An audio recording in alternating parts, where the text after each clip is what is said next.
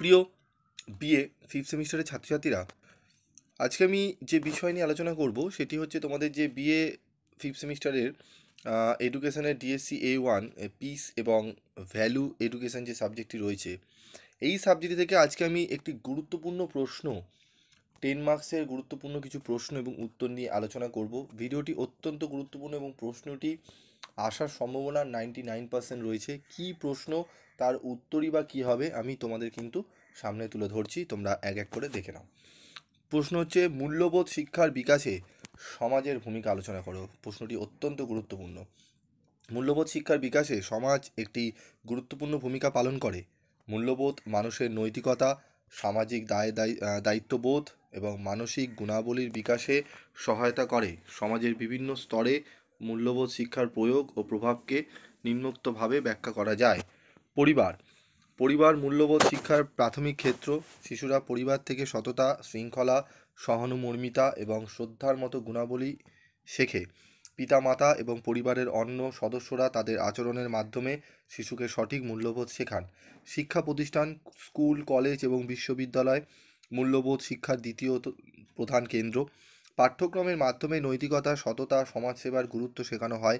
শিক্ষকেরা শিশুদের মধ্যে মানবিক গুণাবলী বিকাশে গুরুত্বপূর্ণ ভূমিকা পালন করে। ধর্মীয় প্রতিষ্ঠান, মসজিদ, মন্দির, গির্জা এবং অন্যান্য ধর্মীয় প্রতিষ্ঠান নৈতিক মূল্যবোধের বিকাশে সহায়তা করে।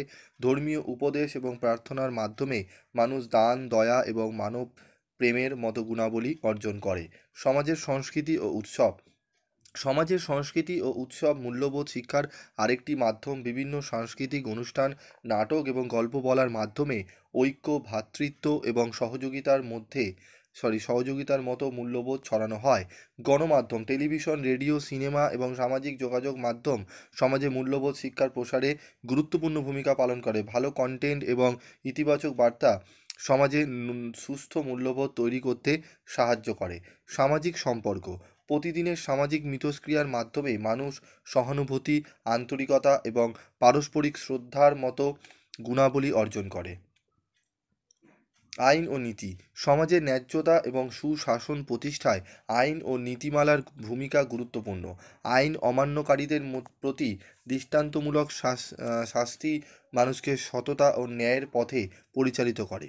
উপসংহার, সমাজ একটি বৃহৎ শিক্ষাক্ষেত্র যা মানুষের মূল্যবোধ বিকাশের সহায়ক পরিবেশ তৈরি করে। পরিবার, শিক্ষা প্রতিষ্ঠান, ধর্মীয় প্রতিষ্ঠান, গণমাধ্যম এবং সামাজিক সম্পর্কের সম্মিলিত প্রচেষ্টায় একটি সুশৃঙ্খল ও মানবিক সমাজ গড়ে ওঠে।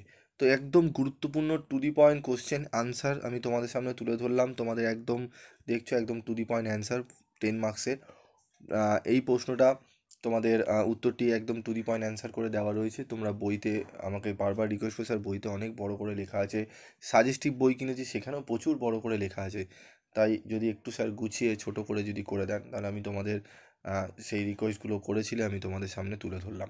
তোমাদের যদি আরও প্রশ্ন অ্যান্সার এরকম দরকার পড়ে, যে সাবজেক্টের তোমাদের লাগবে, তোমরা কমেন্ট বক্সে লিখে জানাবে। আজকের মতো ভিডিওটি এইটুকুই।